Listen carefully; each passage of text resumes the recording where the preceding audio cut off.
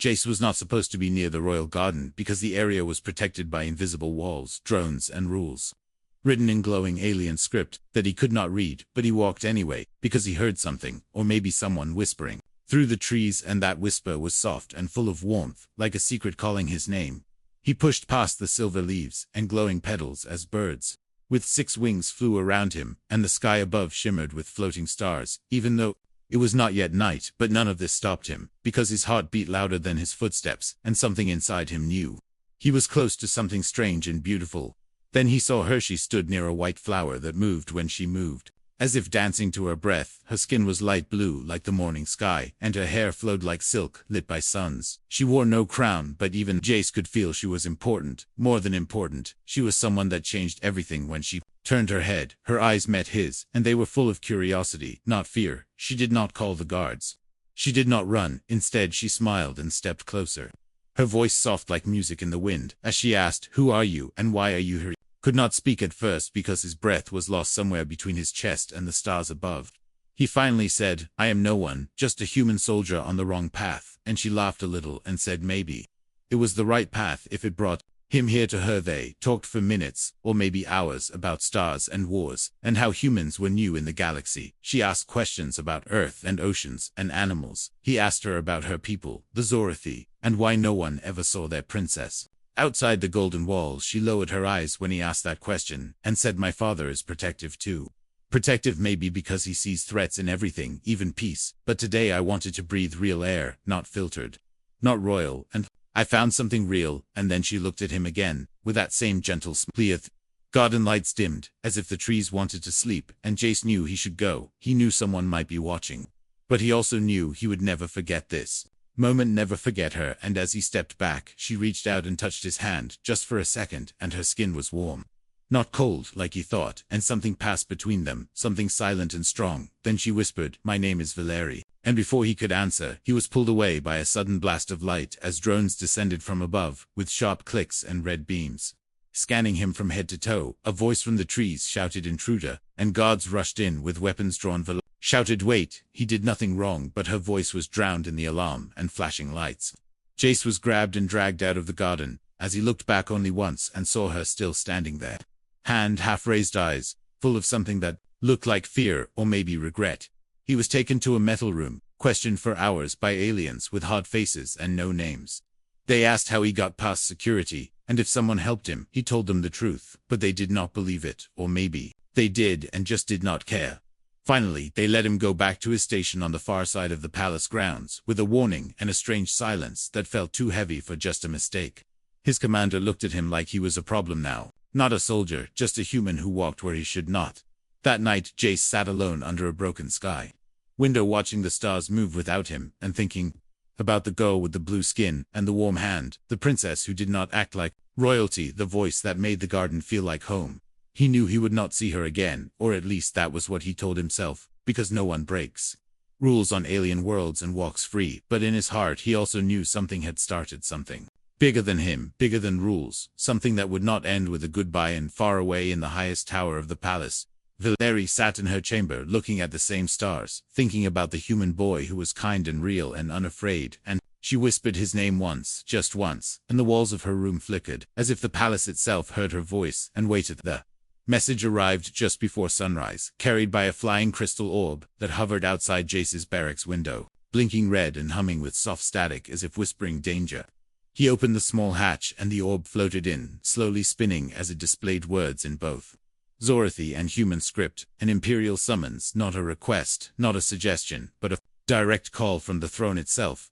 The other soldiers watched from their bunks, some with wide eyes, some pretending not to care, but everyone knew this was not normal. Humans were not summoned by the Zorathi Emperor, unless something serious had happened, or someone had made a mistake. Jace's heart pounded in his chest, louder than the orb's hum.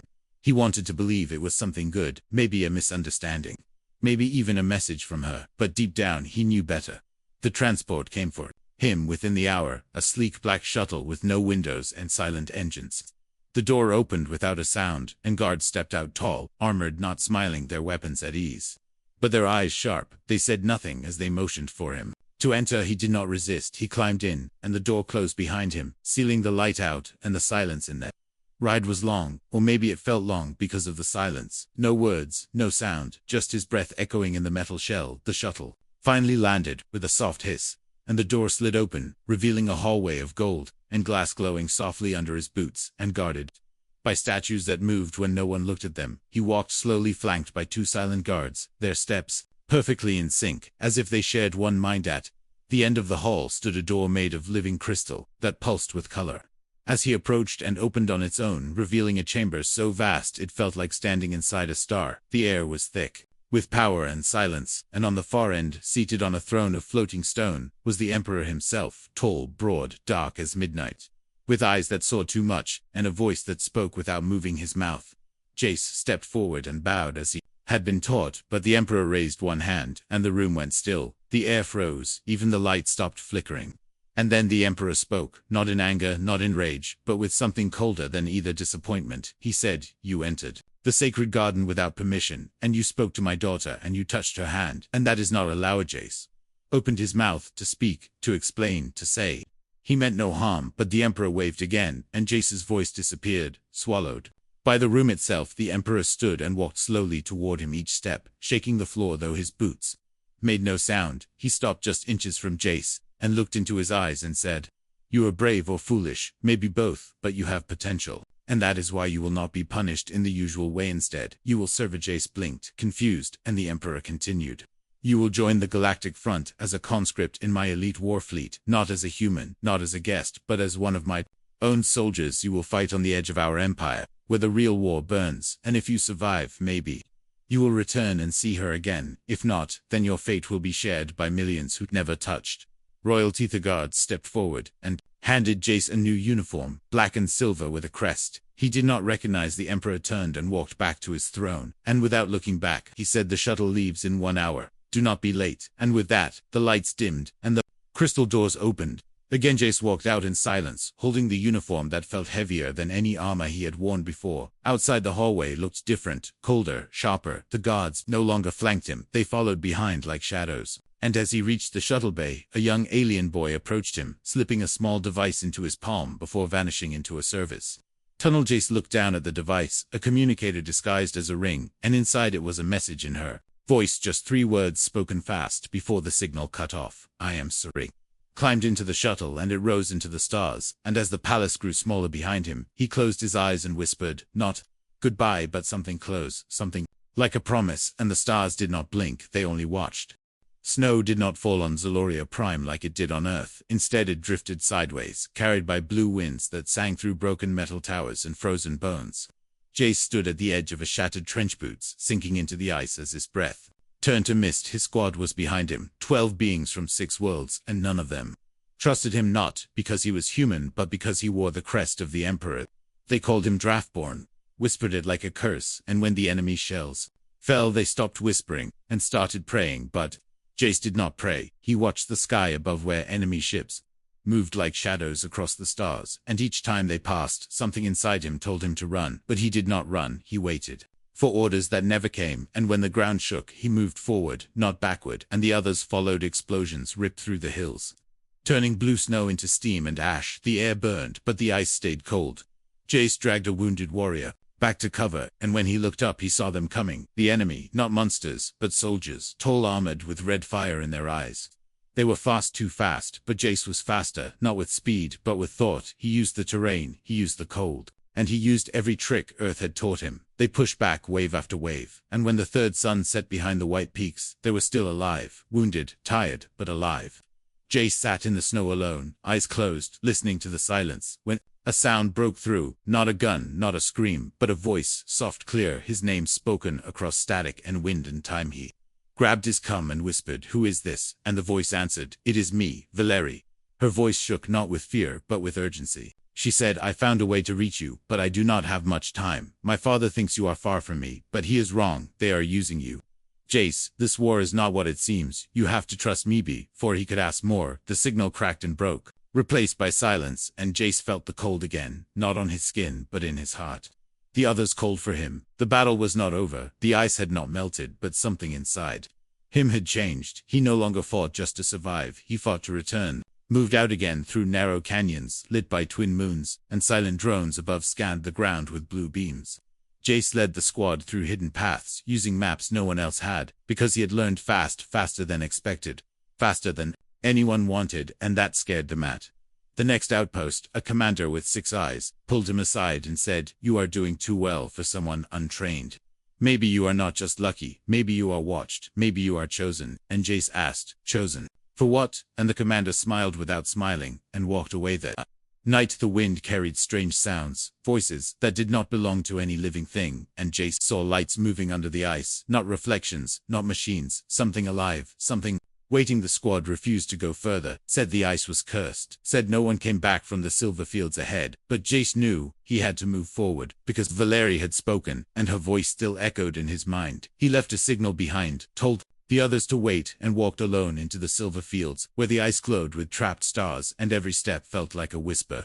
Underfoot, the cold grew sharper, the wind louder, but he did not stop until he reached a ridge and looked down, and saw something that did not belong, a ship half buried in the glacier, ancient, massive, and humming with light.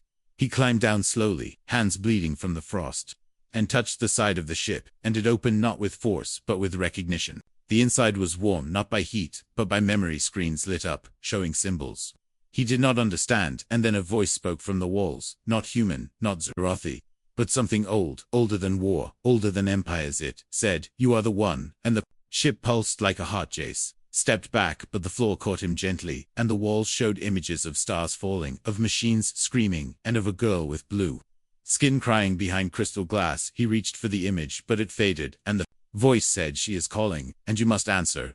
Outside the storm grew louder, but inside the ship, Jace stood calm, ready, not because he was brave, but because he had no choice. He was not a soldier now, not a conscript. He was something else, something new, and the war had just changed. The cell was cold, but not because of the ice outside. It was cold because of the girl sitting in the center. Her arms tied with light, her eyes closed as if she slept, but Jace knew she was not sleeping. He had seen her captured by the scout team not more than a day ago, near the crater ridge. They said she was a spy, maybe even an assassin sent by the enemy, but when Jace saw her face, he saw something else. Not a weapon, not a threat, just someone lost. She looked almost human. Her skin was pale, with a silver glow, and her hair floated like strands of space, but her eyes were the strangest thing, not because they glowed gold like fire, but because when she opened them, she looked straight at Jace, as if she already knew him, as if she had been waiting. The others would not go near her. They said she spoke in broken words, said things no one understood about doors and stars, and a war that never ended. They called her cursed, but Jace sat down outside her cell, and waited. She did not speak right away, just watched him, her head tilted like she was reading a map, and then she said, "Your blood is marked, and your path is not. Your blood is not yours." Jace leaned forward and asked, "Who are you, and why do you look like one of us?" And she smiled, not cruel but sad, and said, "Because I was born where your sky touches ours, and my mother was human, but my father was made of code." And silence. The words made no sense, but they felt true. And Jace asked again, "Why are you here, and what do you want?" And she said, "I want to warn you. I want to tell you that you are not here by mistake. You were sent, not just by a king, but by a force older than his crown and his war." Jace shook his head, tried to clear the fog in his mind, but her words stuck like frost. She stood then, still chained, still calm, and walked to the edge of the cell glass between them, her fingers pressed to the wall, and the light from her skin passed through like heat, and he felt it in his bones, not pain, not warmth, something else, something like memory. She said, "The war you fight is not against an enemy. It is against a choice, a future that must not come, and you are the one who must decide." And Jace asked, "Decide what?" And she said, "Who lives, and who ends." Before he could ask more, the alarms blared.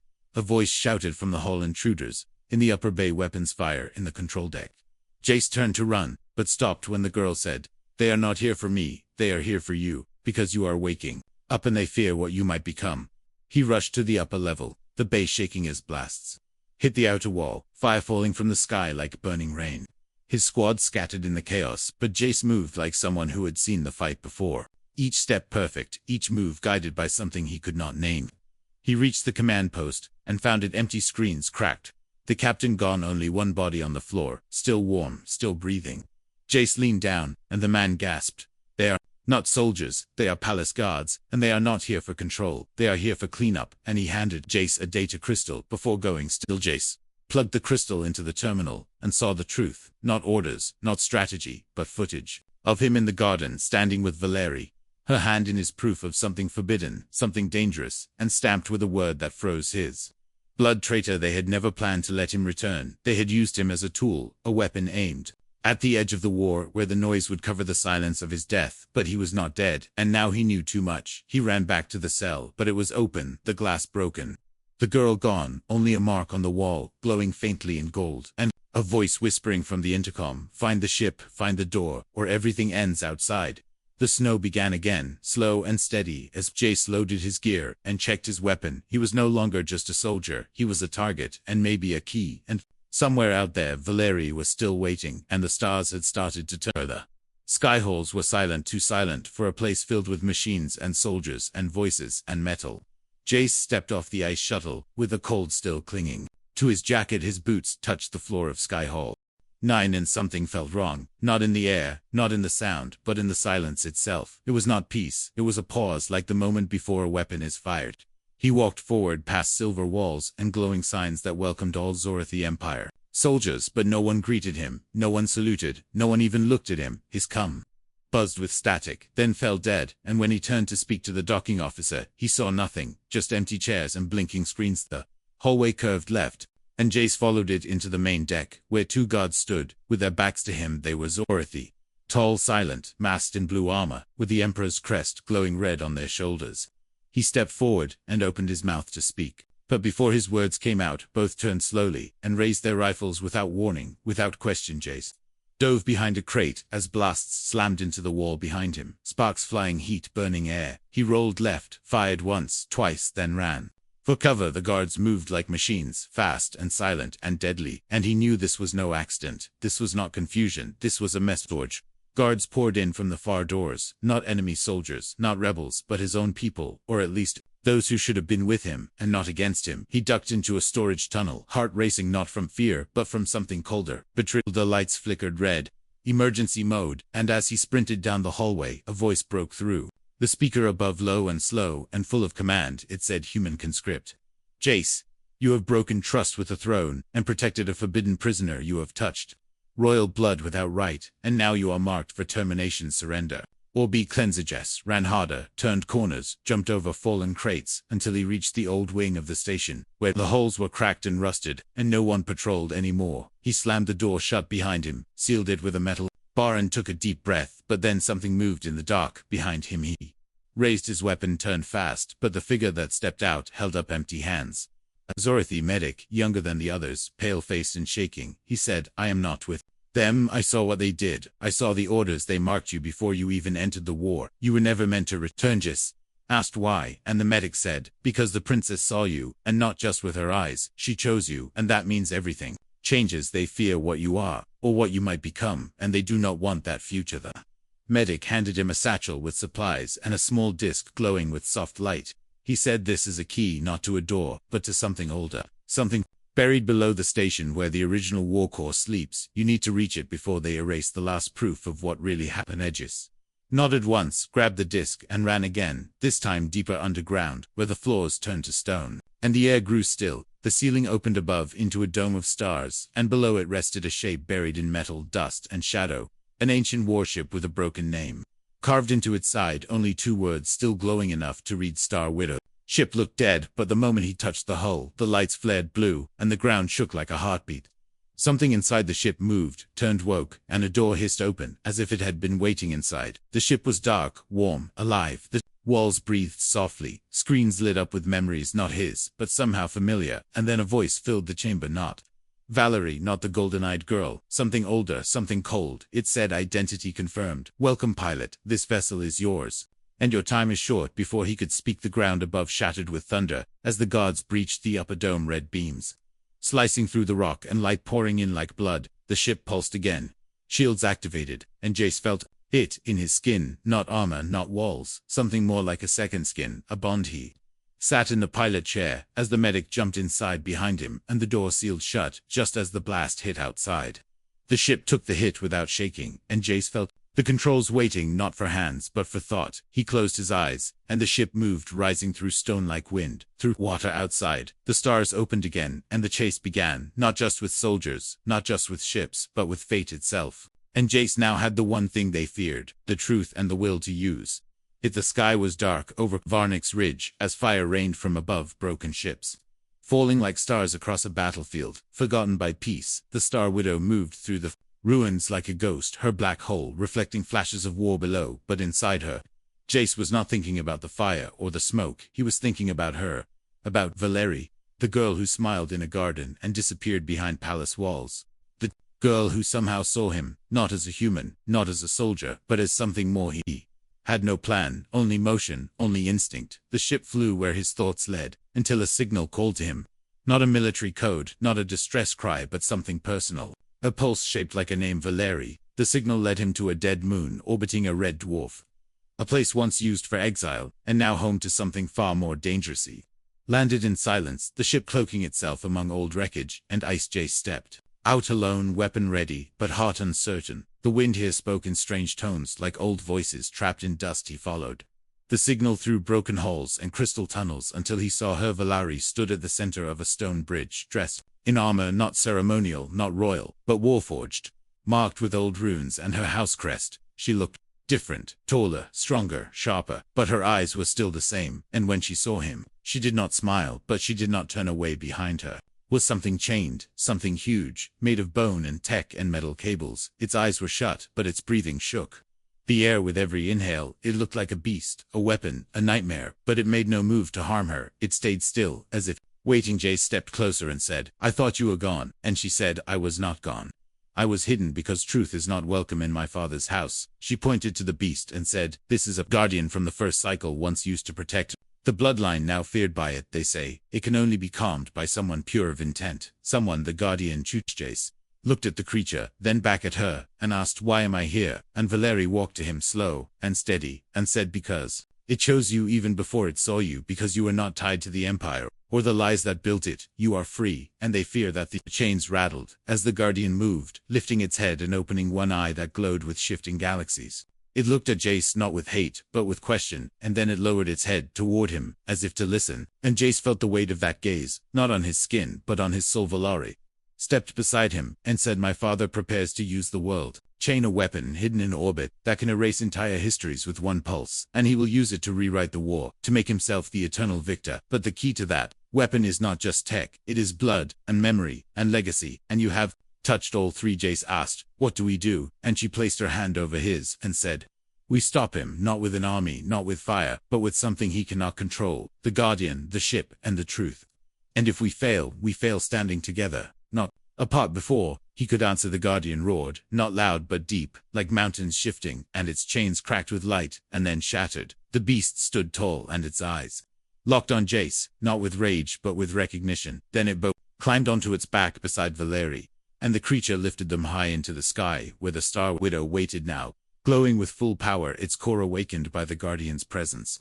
The medic waited inside, eyes wide, as the ship linked to the Guardian, and synced with Jace's thoughts. Though mission was clear: fly to the throne ship, enter the data core, expose the Emperor's lies, and shut down the world chain before it activates, before reality itself bends under his rule. The plan was mad, dangerous, impossible, but in that moment, Jace felt no fear, because he was not alone. As they launched into orbit, the stars above seemed to pause, as if watching, as if waiting, and Jace whispered to the wind, "This time, I choose the fight." And the Guardian roared again, not in anger, but in answer. The throne ship floated above the capital world like a crown made of shadow, its towers rising into black space. Its cannons, charged and aimed at the fleets that dared to gather below the world chain, was active, its countdown silent but steady. And deep within its control chamber, the Emperor stood in silence, hands behind his back, eyes locked on a single screen that showed one ship breaking formation. A ship that flew alone, without fleet, without shield, without fear inside. That ship. Jace sat still, fingers on controls, thoughts, steady heart. Loud the Star Widow pulsed with power around him. The Guardian flew beside them like a comet, wrapped in storm, and Valerie stood near, watching the stars, not for beauty but for signs of traps.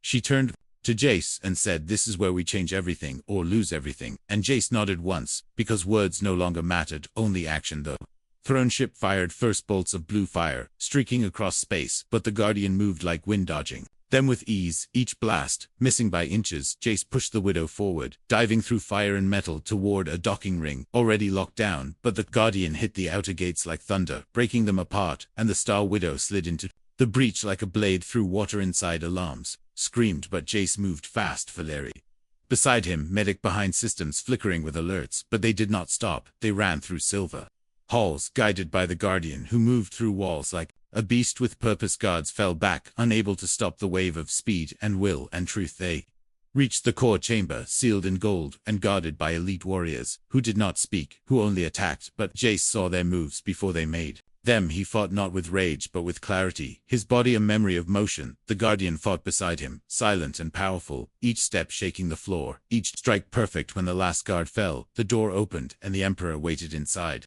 Calm alone, hands still behind his back, he turned as they entered, his eyes glowing with something old, not anger, not fear, something colder, something final. He looked at Valeri, then at Jace, and said, "You bring ruin in the name of love, you bring war in the name of peace, and you think you are free, but you are just a moment in a river that does not stop." Jace stepped forward, said nothing, held up the key crystal, and placed it into the heart of the room. Light flared, screens cracked, voices screamed. The truth pouring into every channel, every fleet, every mind. Recordings from the prison, the garden, the secret orders.